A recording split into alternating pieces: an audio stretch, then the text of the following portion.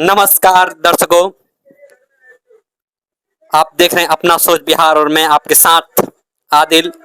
आज हमारे साथ सिवान जिला के एक चर्चित चेहरा, बगड़ा पंचायत की राजनीति में एक अलग पहचान बनाने वाले, एक अलग छवि, एक क्रांतिकारी नेता जो कि गरीबों, वंचितों, शोषितों के बीच रह करके उनको सेवा करने वाले माननीय हमारे साथ जुड़े हुए हैं भाई अजीत यादव जी। अजीत यादव जी, बहुत बहुत स्वागत है सर आपका हमारे चैनल पे। जी, आपका भी इस चैनल पर स्वागत है। अजीत जी, आज हम जिस टॉपिक पे, जिस मुद्दे पे बात करने वाले हैं वो मुद्दा है बेरोजगारी, बिहार में बढ़ते अपराध, बिहार के लोगों का पलायन, बिहार में बढ़ती बेरोजगारी। आप एक राजनीतिक संगठन से जुड़े हुए व्यक्ति हैं और आप सिवान जिले के राजद के जिला महासचिव भी हैं, तो आप किस तरह से देखते हैं इस सरकार के कार्यकाल को, इस सरकार के कामकाज को, क्या कहना चाहेंगे सर? देखिए, सबसे पहले हमको जिला महासचिव बनाने के लिए तमाम अपने बड़े नेताओं, शीर्ष नेताओं को धन्यवाद देना चाहता हूँ। और खासकर तो हम भी एक युवा हैं और हमारे नेता माननीय श्री तेजस्वी प्रसाद यादव जी और सम्मान नेता हम सबके लालू प्रसाद यादव जी, जिन्होंने वंचित शोषित की लड़ाई लड़ने का, उसी लड़ाई को हम लोग भी, और आगे जो भी आ रहा है सुनने का। देखिए, आज दलितों को 80 घर जला दिया गया। जी जी जी, नवादा की जो घटना हुई, जो दलित समाज का घर जलाया गया, वो तो एक काफी निंदनीय जो है कि मामला है और प्रशासन को भी इसमें देखना चाहिए कि कार्रवाई हो उन लोगों पे। तो क्या इसमें आपको लगता है कि सरकार दोषी है? बिल्कुल दोषी है, दंगाइयों का सरकार है। दंगाई जब सरकार दंगाई रहेगी तो कहाँ से ये सब संभव है। और लोग यही चिराग पासवान जी हैं जो बोल रहे हैं कि हम दलितों के नेता हैं और केंद्र में मंत्री बनकर बैठे हुए हैं, और मांझी जी हैं तो गिड़गिड़ा रहे हैं केंद्र के सरकार के सामने पद के लिए। इन लोग गाड़ी के लिए केवल ये सब राजनीति कर रहे हैं। अगर राजनीति करना होता इन लोगों को तो आगे बैकफुट पर आकर मोदी कैबिनेट से इन्होंने इस्तीफा दे देना चाहिए, जिस तरह दलितों को जिस तरह शोषण हो रहा है। बहुत आप बेबाकी से अपने हमारे प्रश्नों का उत्तर दे रहे हैं। आप, अगला सवाल आपसे ये रहेगा, क्या इस सरकार में जो बेरोजगारी है, जिस प्रकार जो आपके नेता तेजस्वी प्रसाद यादव जी 17 महीने आए, आप लोग क्रेडिट ले रहे हैं कि हमने रोजगार दिया, हमने रोजगार दिया, काहे नहीं हम लोग कहेंगे। अरे हमारे नेताजी को कहने पर हुआ था। अरे जब नीतीश जी जब आए थे महागठबंधन में तो यहाँ प्रस्ताव रखा गया था, हमारे नेता ने कहने का काम किए, मुख्यमंत्री बने या ना बने, आप समझौता इसी प्रकार करेंगे जब आप रोजगार के बारे में बात कीजिएगा। कहा है कि हम चुनाव 20 के चुनाव में हम बोले थे, तो हम जनता के पीछे बरगड़ाने वाले नेता नहीं है। हम अगर जो नेताजी हमारे बोले थे तो नेताजी के हम लोग कार्यालयों को हम लोग आगे चल रहे हैं। क्या अजीत जी, आप लोगों की सरकार बनती है 2025 में तो युवाओं के लिए सोचा जाएगा? बिल्कुल सोचा जाएगा, क्योंकि हमारे नेता जो तेजस्वी प्रसाद यादव हैं, काफी वो इस विषय पर, रोजगार को लेकर काफी वो सक्रिय है और काफी वो सोचिल है। वो सोचते हैं कि युवाओं किस प्रकार से नौकरी मिले, किस प्रकार से आगे बढ़े और आने वाले राजनीति में भी हिस्सेदारी मिले और हिस्सेदारी पर काम हो। अजीत जी, बिहार में एक बहुत बड़ा मुद्दा है जो स्मार्ट मीटर का लग रहा है, जिसपे माननीय नेता श्री तेजस्वी प्रसाद यादव जो विपक्षी नेता हैं, उन्होंने कहा है कि हमारी सरकार बनेगी तो हम पूरे बिहार में 200 यूनिट बिजली फ्री देंगे। किस तरह आप बिहार में 200 यूनिट बिजली मुफ्त कराएंगे? अरे अब देखते नहीं है दिल्ली में किस प्रकार से जो हमारे माननीय जो इंडिया गठबंधन के नेता हैं अरविंद केजरीवाल जी, इन्होंने फ्री में तो वहाँ पे बस चलवा दी और बहुत सारा मीटर, आप बोल रहे हैं 200 यूनिट का। हमारे नेता जो इंडिया गठबंधन के हैं अरविंद केजरीवाल, वो भी तो देख रहे हैं ना विकास के कार्य कितना किए हैं। तो यहाँ भी संभव है। यही नीतीश कुमार जी चुनाव में कह रहे थे अपने बाप के घर से नौकरी लाओगे, कहाँ से पैसा आएगा, दिखा दिए ना हमारे नेता, अब फिर इसी को भी दिखाएंगे। और जिस प्रकार से हम देख रहे हैं काफी भ्रष्टाचार और लूट घसोट हो रहा है, क्राइम दिन पर दिन बढ़ते जा रहा है, इस पर हम लोग सरकार में आएंगे 100% आपको बता रहे हैं। सरकार में जब आएंगे तो जितना दंगाई और जो भी माने मनवादी सोच के लोग हैं उन लोगों को जेल में हम लोग डालने का काम करेंगे और उन सबको सबका हिसाब लेंगे हम। अजीत जी, बिहार में एक और मुद्दा जो कि बहुत बड़ा मुद्दा है, बिहार में शिक्षा को लेकर के, शिक्षा व्यवस्था पे बिहार हमेशा सवाल उठते आया है और आज भी हमारे जो बिहार की शिक्षा स्तर है वो काफ़ी निम्न स्तर है। तो क्या सरकार जब आप लोगों की बनती है तो शिक्षा पे क्या आप लोगों का धरातल स्तर पे शिक्षा के क्षेत्र में क्या आप लोग कार्य कीजिएगा? देखिए, बहुत आज भी बहुत सारे जहाँ अथी है, जहाँ घर है, जहाँ दलित परिवार का घर है, चाहे जो पिछड़ा वर्ग का लोग का घर है, वहाँ आज भी स्कूल नहीं है, जाने का बहुत सारा समस्या है। आज भी हम आपको बता देना चाहता हूँ, हमारे पंचायत के एक बगहा निवासी जो लड़की है, उसने हमारे पास फोन की, भैया कि हमको भैरवा स्कूल में भेजा है। तो मान लीजिए जो जिला प्रशासन है या अन्यथा जो शिक्षा विभाग के जो भी उच्च अधिकारी हैं, उन सबको तो सोचना चाहिए था कि लड़की है तो 5 किलोमीटर है, कम से कम उसके अंदर में देना चाहिए था। लेकिन वो सब मान लीजिए 10 किलोमीटर के रेंज में दे रहा है, तो सब लड़कियों को परेशानी हो रहा है। मान लीजिए आने जाने में दिक्कत है। इस संदर्भ में इतना गराहती बढ़ गया है, अपराध बढ़ गया है कि लड़की सोच रही है कैसे हम घर से बाहर निकले। वो लोग बता रहे हैं 2005 वाले, 5 से बढ़िया कभी नहीं सरकार था उस समय। चरवाहा विद्यालय वो लोग तो कहते हैं कि 2005 के पहले जंगल राज था, जंगल राज था। जंगल राज था, जंगल राजा का मंगल राज है। उन और लोग उसी समय भी हमारे नेता जब खोले थे चरवाहा विद्यालय, उस समय कितना यूनिवर्सिटी वो आया लोग तो था। आप पे आरोप लगाते हैं कि आपकी सरकार में दंगे हुए, नरसंहार हुआ। अरे कहने वाले को कहने दीजिए, कोई उसके पास साक्ष्य नहीं है हमारे सरकार के ऊपर कोई दाग लगा दे, आंचल लगा दे। चारा घोटाला में लालू यादव जी तो उनको सजा हुई थी। अरे सजा हुई थी तो सजा फिर कोर्ट बेल दिया ना।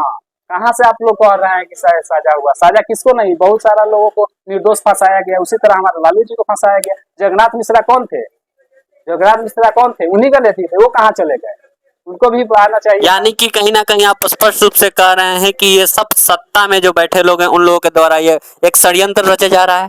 बिल्कुल, देखिए हमारे नेता और हमारे नेता के परिवारों को काफी इसमें दबाया जा रहा है और सोच विचार कर रहा है लोग कि किसी तरह लालू परिवार को तोड़ा जाए। और दिन रात ये परिवारवाद का परिभाषा देकर जीते रहता है। ये नहीं जानता है कौन है अमित शाह का बेटा जय शाह कौन है, और ये बताइए ना कितना पंकज शाह कौन है। बहुत सारा अभिनेता, हम नाम गिनवाने लगेंगे तो बहुत सारा समय चलिए लगेगा। आपसे कुछ सिवान के मुद्दों पे भी हम बातचीत कर लेते हैं। आपकी पार्टी सिवान में लोकसभा का चुनाव काफी नुकसान हुआ, काफी बड़ा, आप तीसरे नंबर स्थान पे चले गए।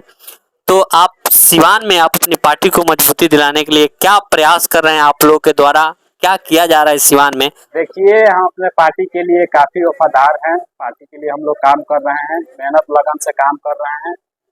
आने वाले समय में बेहतर हम बता देना चाहते हैं कि बिहार के 25 में माननीय नेता तेजस्वी जी बिहार के सीएम बनेंगे। और सीएम बनेंगे तो सबसे पहले जो गरीब, वंचित, शोषित जितने भी सारे लोग हैं उनका बेहतर काम होगा, एक विकास काम होगा। और पढ़ाई, शिक्षा क्षेत्र और किसान, खासकर किसानी एरिया जो है काफी माने पीछे चला गया है। और कभी मान लीजिए कि बहुत सारा किसान लोग हैं जो ब्लॉक पे जाता है, सब उस पर काम नहीं हो पाता है। लोग एक दूसरे को आरोप करते हैं, आरोप लगाते हैं, और वहाँ प्रशासन और कर्मचारी भी नहीं सुन पाता है। वैसे लोगों को हम सचेत करा देना चाहते हैं। अजीत जी, आप खुद सदर ब्लॉक में आते हैं और सिवान सदर के विधायक आपके हैं अवध बिहारी चौधरी, जो आप ही के पार्टी से जीत करके 2020 में विधानसभा पहुंचे थे। क्या 2025 में फिर से उनको प्रत्याशी बनाया जाएगा? देखिए, प्रत्याशी बनाना ना बनाना वो पार्टी का काम है, हम लोग का काम है जो भी ऊपर। क्या आपको लगता है कि माननीय श्री अवध बिहारी चौधरी जी, जो कि विधायक के साथ साथ एक उच्च पद पे भी रहे, बिहार विधानसभा का अध्यक्ष की बड़ा पद होता है, उस पद पे रहे, क्या आपको लगता है कि माननीय श्री अवध बिहारी चौधरी जी बिहार विधानसभा अध्यक्ष रहते हुए अपने क्षेत्र में विकास कार्यों को किए हैं? देखिए, जितना हो पाया उतना किए हैं। अभी तक कहने का मतलब हमारा सिवान, हमारे पार्टी के जो नेता थे स्वर्गीय डॉक्टर मोहम्मद साहब ने जो काम करके चले गए, और उसी प्रकार हमारे नेता, मान लीजिए नेता के कहने पर विधानसभा चुनाव हम लोग जिताए 2020 का, और जीत कर भी गए सदन में। तो एक समय आया, परिस्थिति बना कि विधानसभा का अध्यक्ष बने, 17 माह भी रहे। उसके बाद कुछ नहीं हो पाया, लेकिन जितना भी किए हैं अच्छा किए हैं। और आपसे अगला प्रश्न शिवानी को लेकर के करते हैं। जब आपने डॉक्टर मोहम्मद शहाबुद्दीन साहब का जिक्र किया है तो उस संदर्भ में आपसे एक प्रश्न हम सोच रहे हैं कि ले लें। राष्ट्रीय जनता दल और साहब परिवार का काफ़ी पुराना संबंध रहा है, गहरा संबंध रहा है। शहाबुद्दीन साहब लालू यादव के काफ़ी करीबी नेताओं में से एक थे। यहाँ तक कि बड़े भाई और छोटे भाई की भूमिका में दोनों नेता अक्सर दिखा करते हैं। उन्हीं की पत्नी हिना साहब, जो कि सिवान में निर्दलीय चुनाव में उतरी, क्या वो 2025 में आप लोगों के साथ रहेंगी? बिल्कुल रहेगी मैडम। मैडम को हम लोग 2024 के चुनाव क्योंकि में हम वो पार्टी में नहीं थे। 2024 में बागी होकर के वो चुनाव लड़ी है, तो क्या देखिए, क्या लगता है कि वो आपकी पार्टी में 2025 में आएंगी? बिल्कुल आएंगी। उसामा साहब, बड़े भैया उसामा साहब और तेजस्वी जी ने दोनों आदमी मिलकर, हमने देखा है टीवी के, टेलीविजन के क्या माध्यम से। ओसामा साहब बिहार सरकार में मंत्री बनेंगे अगर आपकी बिल्कुल सरकार बनती है बनेंगे। तो? हम लोग कहीं से, हमारे नेता तेजस्वी यादव जी कहीं से टिकट दे दें या कहीं से लड़ जाए ओसामा साहब, तो हम लोग उनके लिए बेफिक्र, उनको जिताने के लिए हम तत्पर हैं। बहुत बड़ा बयान दे रहे हैं अजीत जी। बिल्कुल हम कह रहे हैं चैनल के आपके सामने कि बिल्कुल वो जहाँ से लड़ेंगे वहां से हम समर्थन देंगे। और उनके साथ देखिएगा, जिस तरह मैडम के साथ हमने 24 में पार्टी हटकर मैडम के साथ घूमने का काम किया, और इस बार हम तो पार्टी में आ गए हैं, और इस बार 100% कह रहे हैं कि मैडम के साथ, ओसामा भैया के साथ हम 100% रहकर आज जिताकर, इस समय जो चुनाव जीत रहा है लो एमपी विधायक जो भी है, सब माने काम के लिए कोई नहीं है, उस सबसे काम हो नहीं रहा है। अब बस हमारे भैया आएंगे ओसामा साहब, तो इन लोगों को देखिए राजनीति में पकड़ होना चाहिए। हमारे भैया के साथ पकड़ है, और वो हमारे नेता तेजस्वी यादव के पास जन समर्थन है, तब कहाँ तो हम लोग का सरकार बनबे करेगा। प्रशांत किशोर घूम रहे हैं जन सुराज यात्रा लेकर के, क्या कहेंगे? देखिए, जन सुराग छोड़िए, वो खुद जन सुराग वाले लोग खुद सुराग हो जाएंगे। आने वाले समय आने दीजिए। 25 कह रहे हैं कि 15 साल बिहार को लालू यादव ने लूटा, 15 साल नीतीश कुमार ने। ठीक है, लालू जी और नीतीश जी ने लूटे, तो ये कहाँ थे उस समय? ये लोग तो घूम घूम कर रहे थे, पैसे पे घूम घूम कर प्रचार कर रहे थे।